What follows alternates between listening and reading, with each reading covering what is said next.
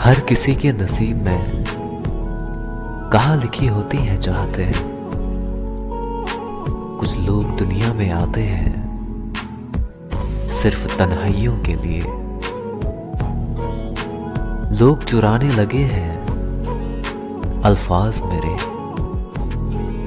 काश कोई ऐसा भी मिले जो मेरा दर्द भी चुरा ले। बुरा तो साहब हर कोई है, फरिश्ते ना हम हैं ना ही तुम।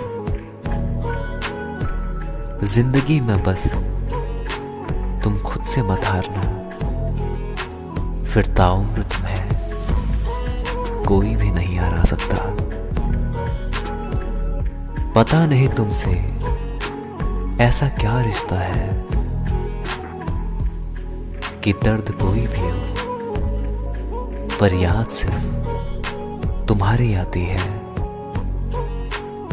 दुश्मनों से मैं क्या गिला करूं जब अपने ही दोस्त अपना हाल नहीं पूछते।